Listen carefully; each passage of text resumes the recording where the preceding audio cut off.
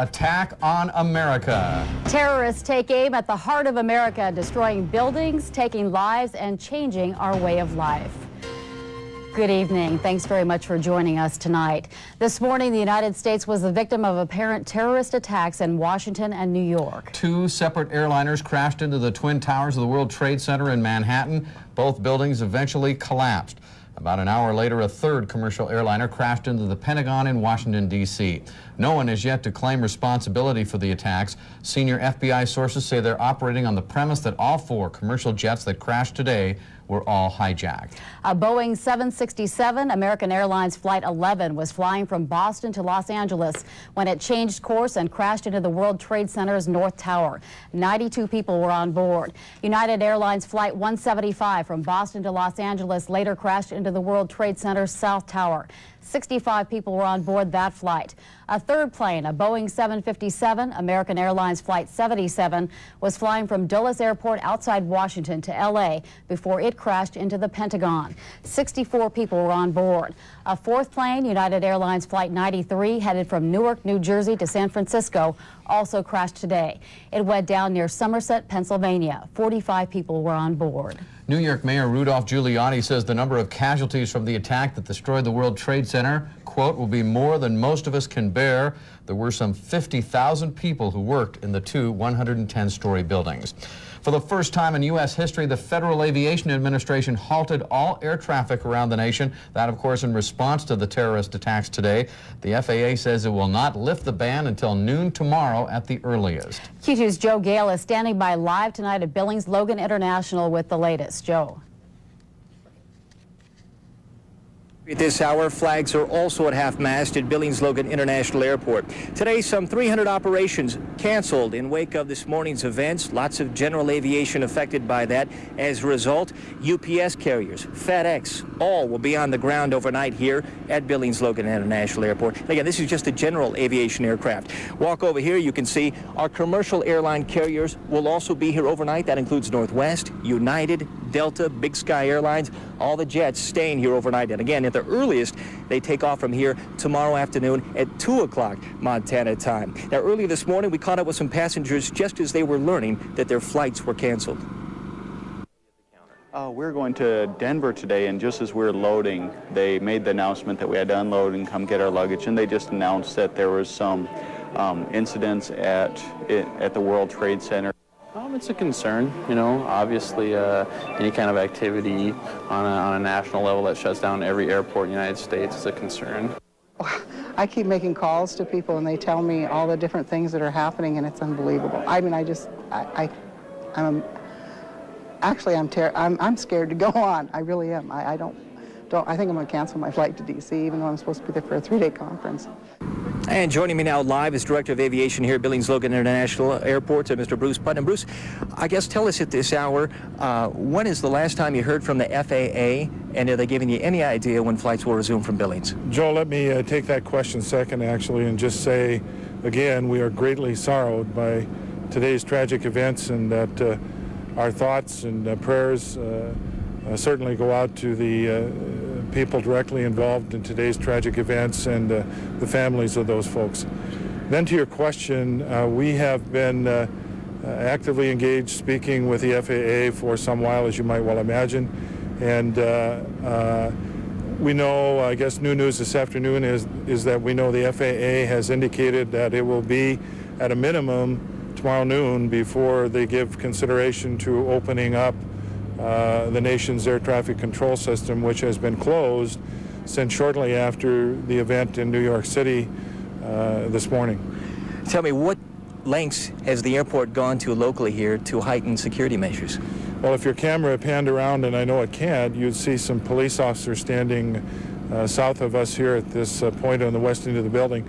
The FAA has required of all airports in America for a long while security plans to deal with events like this, although it would be hard to say anyone ever anticipated an event quite like this. All of those things require special security treatments, and we're enhancing those as we speak at the direction of the FAA. And as you know, as a result of today's actions, there's lots of demands on rental cars. People are wondering about ticket refunds or cancellations. What advice do you give to the Billings Air passenger tonight? Well, again, without being flip here, the answer to that really is it's the same sort of circumstance that exists in a high traffic time of the year like Christmas. And the people need to really stay in touch with the airline that they're ticketed on or the travel agent they bought that ticket from to talk about issues centering on getting rescheduled for flights out of here when and if the FAA opens up the nation's air traffic control system again. Bruce, thanks for your time today. We'll be in touch throughout tonight and, of course, throughout the next coming days. Thank you, John. Again, we're live at Billings Logan International Airport, where all flights are grounded, both commercial aviation and general aviation, until further notice. Julie, Jay? Q2's Joe Gale reporting live tonight. Thanks, Joe. Thanks, Joe. Today's security measures at Billings Logan International Airport also granted at least one St. Vincent healthcare flight temporarily. This morning, the pilot of the hospital's fixed-wing plane had to abort a flight and return to the airport shortly after takeoff. Community Relations spokeswoman Tracy Neary says the Federal Aviation Administration had given the hospital a waiver so the plane could pick up a patient. But as these pictures show, that changed, and the pilot was told to cancel the flight. The FAA grounded all hospital flights for more than an hour, then told hospital officials at St. Vincent and Deaconess hospitals they would consider flights on a case-by-case basis. Now, this afternoon, the FAA did okay the St. Vincent flight, and it did take off again. Deaconess Hospital did not need to respond to any emergencies by air today. News of the apparent terrorist attacks is creating a mix of emotions from tears to anger here under the big sky. Many Billings residents were just waking up this morning when they saw the first images and heard what happened. 6:57, if you're watching Q2's Daybreak, we just got word that a plane has crashed into the World Trade Center. One business owner who used to call Manhattan home says if you've never seen the World Trade Center in person, you have no idea of the enormity and tragedy of what has happened. There's also fear in Billings today, fear that one of the victims could be a friend or loved one, and fear that the attack may not be over just yet. To take that many lives, I mean, is what can you do to someone like that? It's just a terrible act of violence that I just can't even comprehend, and I'm sure there are a lot of people who can't. It is just so sad. I mean, to know these people, I mean, and the people on the plane, you know, could you imagine looking at your window? I mean, that's just, right now I'm sick. No, I'm not mad. I'm just sick. When I was sitting at my desk, I thought to myself, my God, this is what people must have felt like when Pearl Harbor was bombed. And it just, it was just gut-wrenching. Many people we talked to say they had trouble working today. The former Manhattan resident says his heart has not stopped pounding since he started watching the news this morning. 4 Billings women were just blocks away from what you could call ground zero to this American tragedy. Julie Kerber joins us now from the newsroom with more on how these horrific images are hitting very close to home. Julie? Well, Jay and Julie, Sherry Basso takes a trip to New York City with 3 of her friends every year to shop and take in a few plays. But today, as she was packing her bags and getting ready to come home, she instead watched a catastrophe unravel right before her eyes. And then knew right away that it had to be a terrorist attack. We had been at the Trade Center 2 days ago, and it's just it's a tragedy to see what's happened. What started as a fun-filled vacation to the Big Apple is ending with these images and some emotions that Billings resident Sherry Basso finds hard to hold back. So sorry for the people that have lost their lives. That's the very worst part. And we just want to go home. We want to be back home, but I don't know how long it'll be before we can get out of the city. More than anything, we were just glad that Mom was all right. Close to 2,000 miles away, Sherry's daughter woke up to a phone call. The sound of her mother's voice saying she was okay. I hadn't even watched TV yet. Really? Yeah. What was your first reaction when you... Well, I just was, she said that a plane had crashed into the World Trade Center, and she said that she was just calling to let us know that she was fine and that she probably wasn't going to be able to come home today. And bring to swift justice those responsible for these despicable attacks. Since then, it's been hard to pry Janet away from the TV set, watching and knowing that her mom is just a few blocks away. They don't want him to leave the hotel. And when they look out the window of the hotel, the streets are quiet. And that's eerie. And since air travel has been suspended, Janet says her dad is thinking about driving to New York to pick up Sherry and her friends so they won't have to wait to travel by air. For Janet, helping to explain these images to her 3-year-old nephew has been nothing short of difficult. He's afraid that she was on the plane that hit the tower and all of that. And I think he's beginning to understand that she's fine because he talked to her on the phone and everything like that. But it's still, I don't know what to say. I've never had to go through this before. Now, Sherry was trying to get home because tomorrow marks her 38th wedding anniversary. Her daughter flew in from Kansas City and they had family plans, but her family says they are just thankful that their mom is doing okay. And her 3 friends, Sue Agnew, Carol Peeler, and Gail Young, also from Billings, are all doing just fine tonight. Jay and Julie, back to you. All right, Q2's Julie Kerber reporting live from the newsroom. Thanks, Julie. Thanks, Julie. Right now, thousands of families are in the Basso's shoes, unable to reach their loved ones who may be at the heart of this tragedy. The executive director of the Billings chapter of the American Red Cross says right now her office is accepting what's called family well-being inquiries. If you cannot get a hold of a family member in the New York or Washington, D.C. area, you can call the Red Cross office at 245-3512, and people there will try to help you make contact. And as for some of the other Red Cross resources, Adela Honor says right now there are a number of trained disaster mental health volunteers here in the Billings area who are on standby to respond. Now, dozens of Billings residents who are shocked by today's attack are lining up outside United Blood Services. They'd heard on the news that the disaster was going to bring a nationwide blood shortage and, of course, wanted to help out. Officials with United Blood Services say the chairs were full here all day, and they're working hard to get an overwhelming number of blood donors.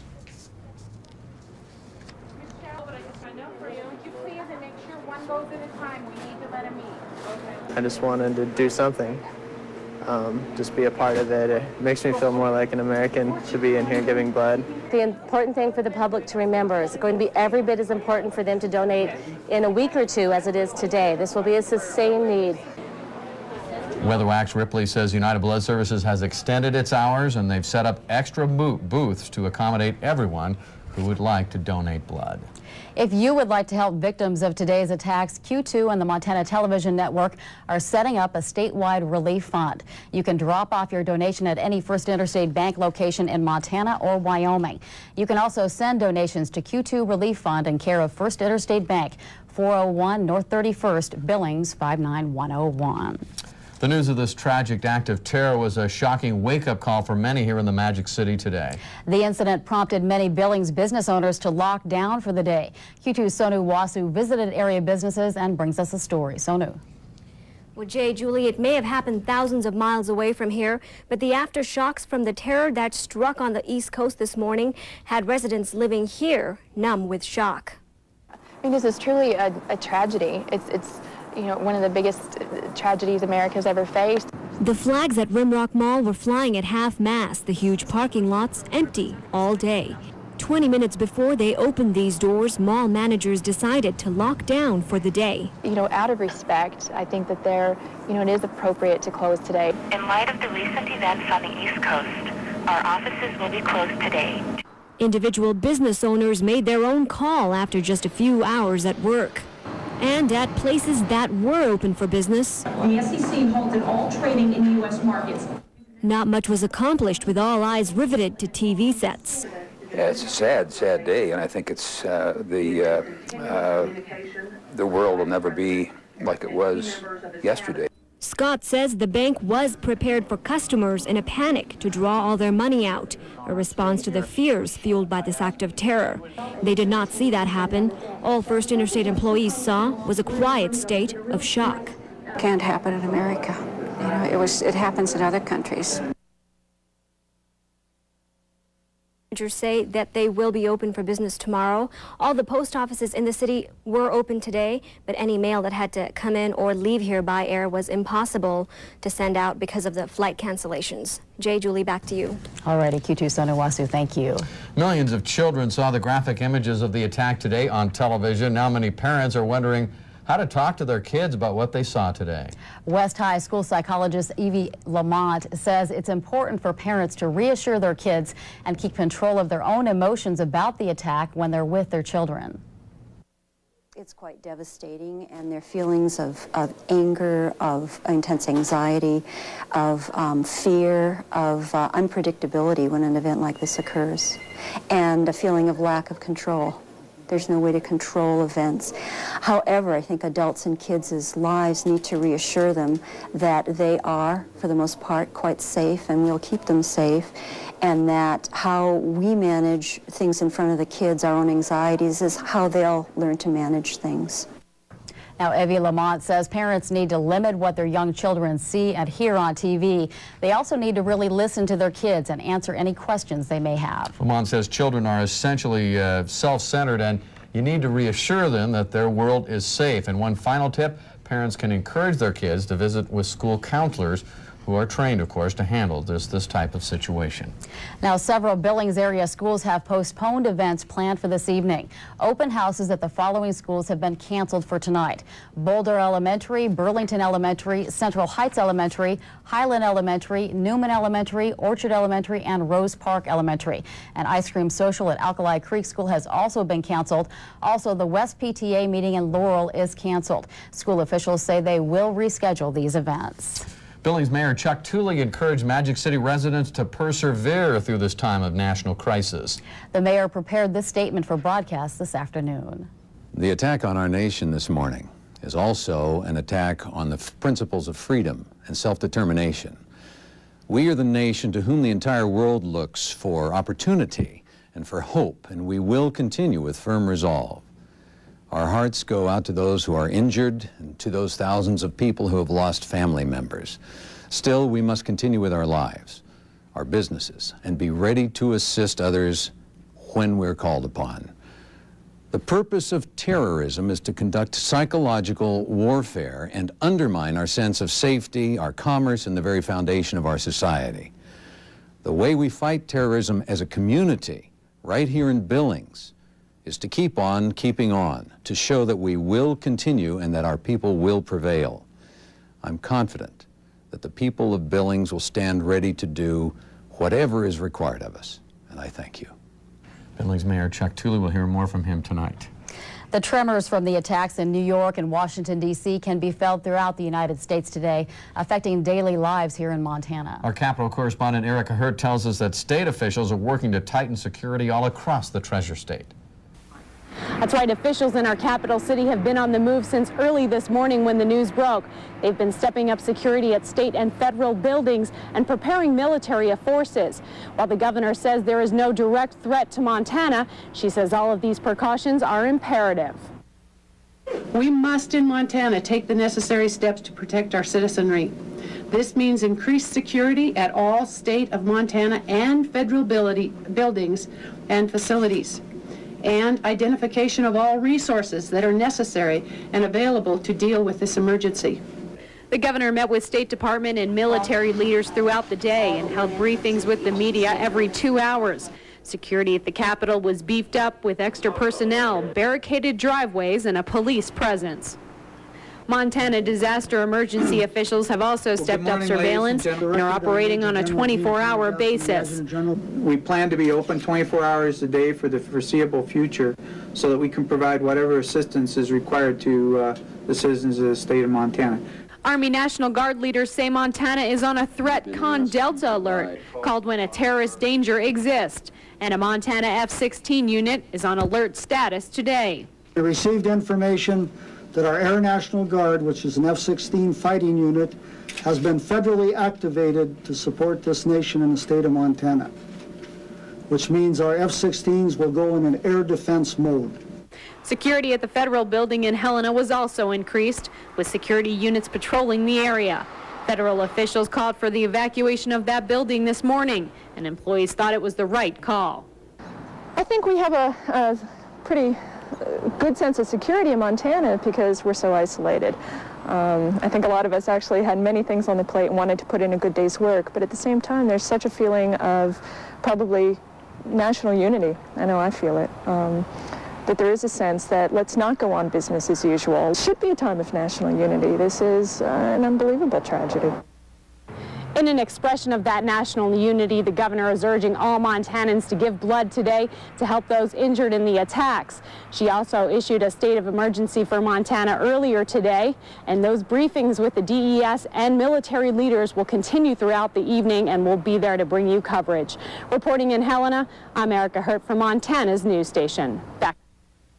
Thanks, Erica. Federal Emergency Management Director Joe Albaugh was in Big Sky when the attacks occurred for a disaster conference today with the emergency management directors from 38 states. Montana disaster officials said FEMA personnel were setting up a temporary command post at Big Sky because Albaugh was not immediately able to fly back to Washington.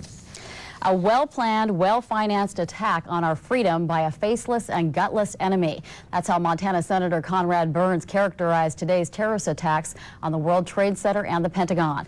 Burns says today's attacks are the Pearl Harbor of this century, and he says the nation is now at war. Burns, along with Congressman Denny Rehberg and Senator Max Baucus, were all evacuated from Capitol Hill early this morning once word of the attack spread. We did speak via phone today with Senator Baucus from his Washington, D.C. home, who said that today's events have ushered in a new era in American history. It's clearly a new era for the United States. It's a new reality. It's a whole new level of international terrorism relations, and how we're going to, as Americans, have to step up and demonstrate our resolve and coming and uniting, pulling together the President, Congress, all American people to hunt down and hold these people totally accountable, and not allow ourselves to be cowed by this terrorism. Terrorists want the United States to be cowed, to prevent public, for example, from visiting national monuments and so forth, and we can't let that happen either. We can't. We have to continue our civil liberties in the United States, but clearly, it's a new era for the United States. That was Montana Senator Max Baucus speaking with us from his home in Washington today. Elsewhere tonight, the gates of Malmstrom Air Base have been closed. In fact, they've been closed since shortly after 8 a.m. this morning. Colonel Thomas Deppy told us the base went into what officials call Force Protection Delta at about 8:30 this morning, which is about the time the jetliner crashed into the Pentagon in Washington, D.C. He explains tonight what Delta means. Delta is the most severe force protection condition we go to. We basically lock everything down. We restrict movement on base to only mission essential and critical movement. We only allow people on base that either live or work here. If you're delivering goods or if you're a contracted employee coming to work on base, you get turned away. Colonel Deppy says Malmstrom has received no threats of terrorism. He says going into Delta is an appropriate security precaution given the events that have unfolded across the nation. Today's attacks have also forced the United States Border Patrol and Customs officials to heighten security on the nation's borders. All borders between the U.S., Canada, and Mexico are open, but at the highest level of security. Today, motorists, mostly truckers, had to wait several hours in long lines to cross the border from Montana into Canada. They say Border Patrol officers are being a lot more cautious and asking many questions. Custom officials say there are currently no plans to close the U.S. borders. A former Pentagon tour guide and member of the U.S. Air Force says he believes the attack on the Pentagon was largely symbolic. Billings resident Mary Kirby took the public on tours through the Pentagon in the early 80s. Kirby also worked in nuclear security and spent 8 years in satellite communications. He says the airspace above the Pentagon is restricted, but says if an aircraft does penetrate that restricted airspace, there is no immediate defense or action in place to defend the building from this type of attack. The Pentagon certainly is an enormous symbol, not only of American defense and offense capability, but just the fact that America is at the top of the pile across the world. You know, the Pentagon is one of those nerve centers where we direct a lot of operations around the world from. Does it make you angry at all? Well, sure it makes me angry. I mean, those are You know, those are people that died. My apologies to Mr. Kirby, not Mary Kirby, it is Mark Kirby. The latest word is that the plane crash at the Pentagon has wounded or killed about 100 people. Those are just estimates at this point. Today's devastating event shook the nation's sense of community. Critics are saying this is the Pearl Harbor of terrorism. And as Q2's Whitney Ewing found out today, one Pearl Harbor survivor agrees. September 11th is one more day Ed Chapowski will never forget. Kind of flashback. I was sitting on my bunk at Pearl Harbor about 60 years ago, and I seen what looked to me like the top of the hangar of Hickam Field going up in the air. About the time the airplane turned away and went off to the side, I realized it was the Japanese. My heart sank then. It did again today. Almost 60 years have passed since Chapowski experienced firsthand the reality of terrorism on American soil. Anything blows up like that. The ones that were lucky were the ones that died instantly. All the rest of them are going to suffer. Chapowski says this will have a lasting effect on the United States and its sense of security. Professors at MSU Billings Conference today agree and say these types of actions send a strong message of hate and disregard for human life. Policy which many people do not like, and that therefore causes the hatred against the United States. And all hate really does is poisons the one that is doing the hating.